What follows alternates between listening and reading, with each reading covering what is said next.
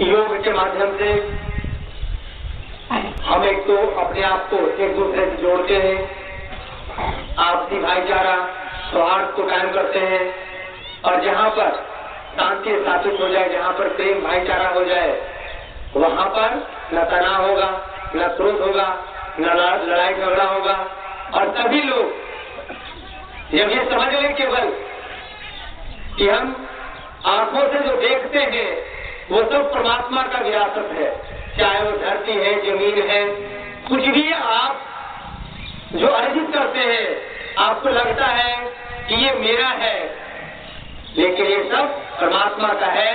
बस हम तो केवल जितना भी जिंदा रहते हैं उसका सदुपयोग या दुरुपयोग करने मात्र के लिए एक निमित्त हो जाते हैं, और सारी संपत्ति परमात्मा का अधीन है। इसलिए कभी ऐसा सोचने का भूल ना करें। इसलिए एक बार स्वामी जी कहा करते थे कि जो योगी है, जो अपने आप को सन्यासी कहता है, चाहे वो गृहस्थ होकर के भी हम सन्यासी हो सकते हैं, गृहस्थ होकर के भी हम योगी हो सकते हैं, बस विचारों का यह खेल है। जैसे गांव में कोई व्यक्ति कहता है, पूछिएगा आपका परिचय बताइए, तो वह नाम बोलेगा मेरे पास 2 स्कॉर्पियो है, मेरे पास 50 बीघा जमीन है, मेरे 4 लड़के हैं, 4 इंजीनियर हैं, ऐसा परिचय लंबा चौड़ा देगा। परिचय ऐसा होना चाहिए, मेरे पास करुणा है, मेरे पास दया है, मेरे पास प्रेम है, मेरे पास सेवा है, मेरे पास परोपकार है, ऐसा परिचय दे, मेरे पास चरित्र है। ये परिचय हमारा वास्तविक परिचय है। जब किसी से पूछते हैं तो व्यक्ति बिना बोले, बिना ऐसा कहे बोलने लगता है मेरे पास 10 कट्ठा जमीन है, मेरे पास 20 बीघा जमीन है। लेकिन जो अपने आप को महान समझता है, अपने आप को विराट हृदय का है, वह कहता है कि सारा संसार ही मेरा है, ये तो मेरा ही खेत है जिसमें से आपने 10 कट्ठा खरीदा।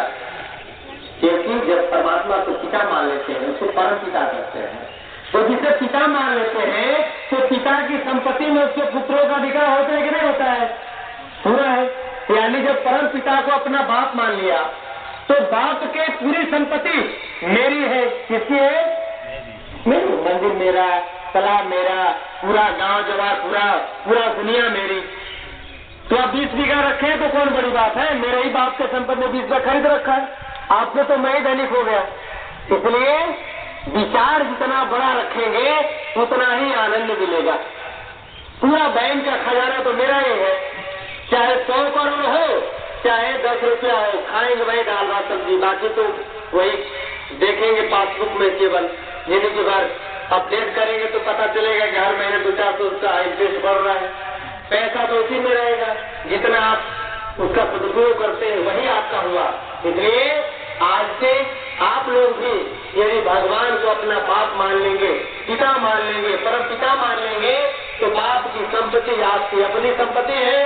और न आप गरीब है, इतना बड़ा छत किसी के पास होगा? एक छत बनाते हैं और ताकते हैं, लगता है कि 10 बाई 10 का अपना छत है, और ये जो छत में सोते हैं तो लगता है कि इससे बड़ा तो किसी का छत ही नहीं हो सकता है। इतना बड़ा पलंग जो हमारा ये धरती है, इससे बड़ा तो किसी का आसन भी नहीं सकता है। तो आइए इन्हीं विराट भावों को अपने हृदय में सलोए हुए हम प्राणायाम का आनंद लेंगे। तो भस्त्रिका प्राणायाम आंख बंद करके और धीरे धीरे सांस भरिए और धीरे धीरे सांस को छोड़िए।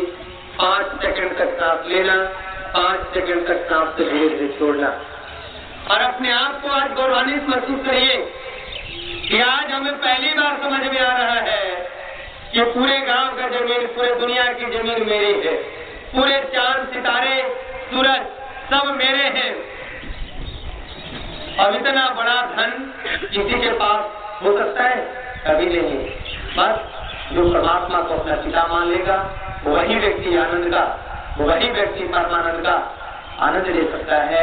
और जिसके पास प्राण लेने की क्षमता है, जो प्राण बार बार लंबे गहरे अभ्यासों के साथ अंदर और बाहर करता है, वही व्यक्ति लंबे आयु को प्राप्त करता है। कम से कम तो 7 आयु तो जरूर हो जाता है, 100 वर्षों तक। सांस भरेंगे धीरे धीरे, सांस को छोड़ेंगे धीरे धीरे।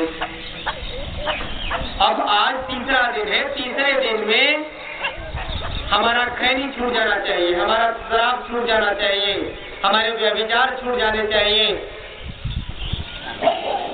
गांव में हमारे भोजपुरी भाषा में कहावत है, एक दो दिन नहीं, तीसरे दिन में तीसरे भी पकड़ में आ जाता है।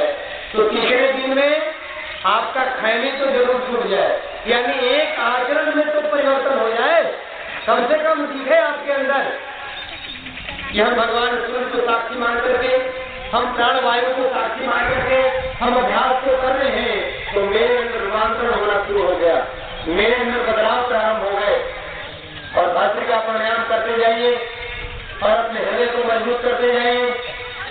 इस अभ्यास को मध्यम गति में ला लीजिए।